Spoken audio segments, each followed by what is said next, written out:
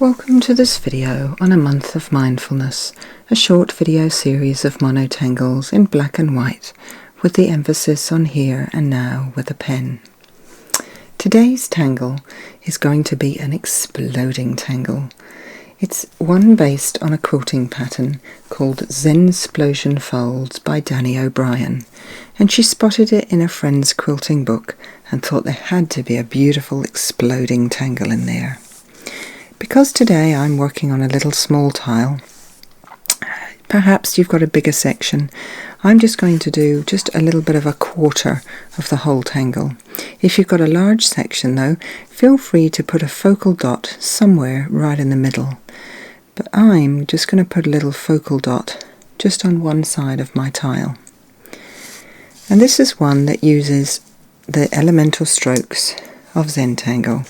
So just to remind you of those, we're talking about a line, a dot, a double curve, a single curve, and an orb. But we're going to take a couple of those particularly, and we're going to really let them explode. So what I mean by exploding a line is instead of a straight line, we're going to make sure it's like a ribbon. Instead of an S curve, we're going to give it a bit of a spirals in the S's. And instead of an orb, we're going to turn it into a little prétomps. So just have a think about that and let's explode your lines with more expressions today. I'm going to pop my little focal point to the top here so that hopefully you can always see it when I'm drawing. And fairly near to the little focal point, I'm going to draw that exploding elemental S. So I'll just start with a spiral until I do my S, and I'll close with a spiral. Just rotate the tile a little bit, and again, somewhere quite close to my focal dot, I'm just going to draw, instead of a straight line, I'm going to draw a wiggly line. And just one more space I've just got here. That last one, instead of just doing a plain orb, I'm going to draw a spiral.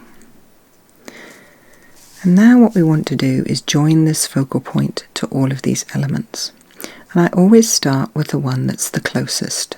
So I can see here that this is my closest to my focal point. And I'm just going to take this point here, the edge of it, and join it onto my focal point.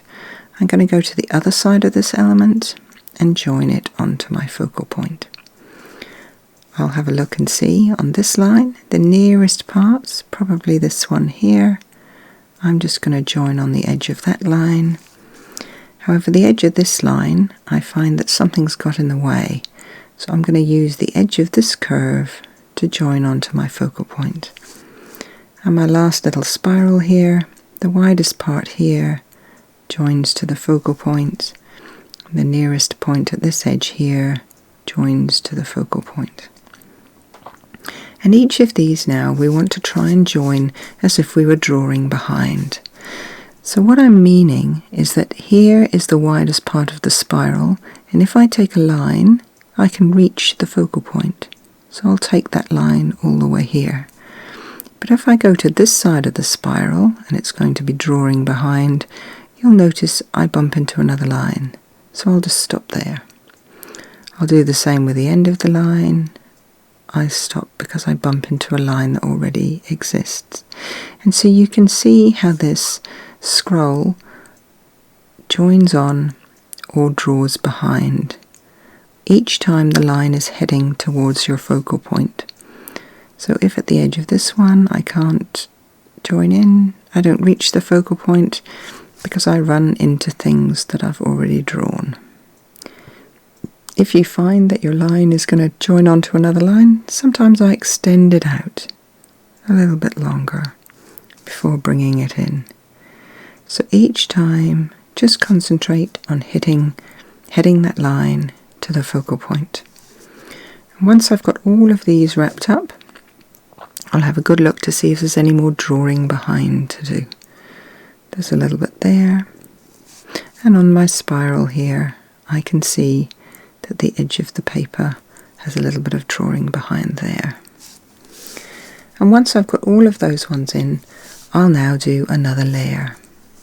So we might have a wiggly ribbon line, we might have an S, an embellished S.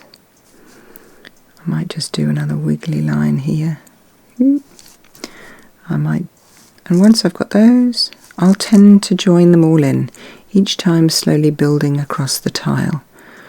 But now I just need to practice my drawing behind as I head each of the changes in directions of my ribbons, always heading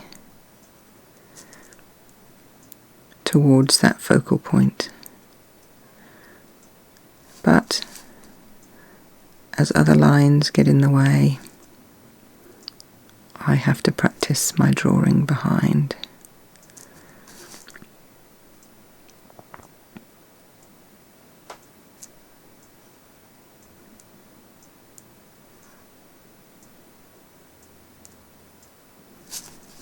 And once I've got all of those layers in, I'll just start a new one.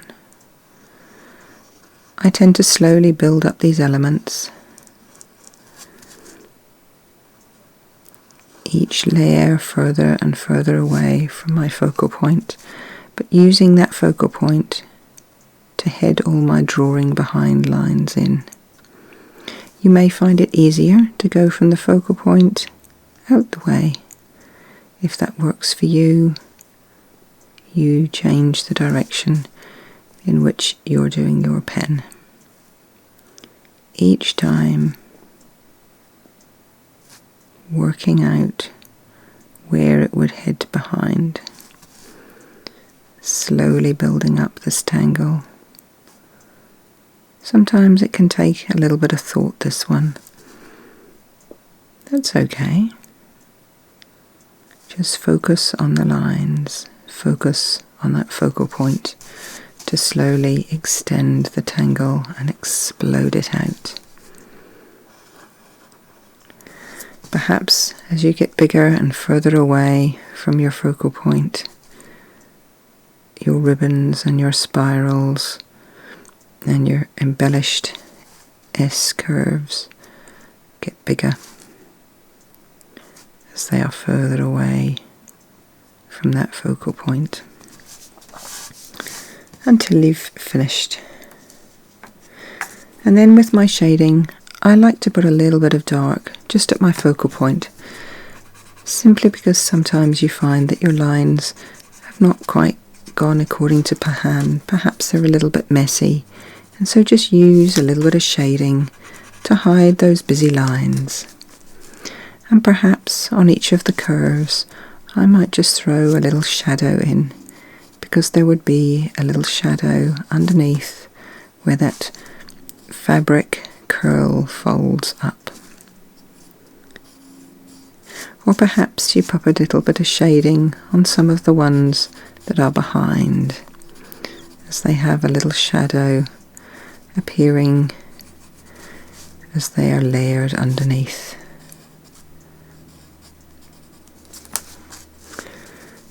Once you have some graphite down, just use the lovely point of your tortillon to just mush the graphite into the texture of the paper. Enjoy the noise it makes as it gets pushed in.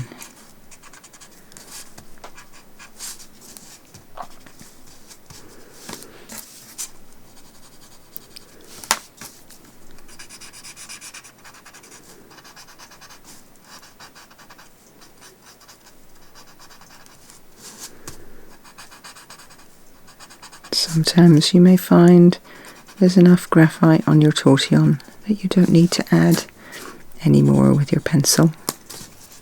Feel free to use that tortillon to pull it out.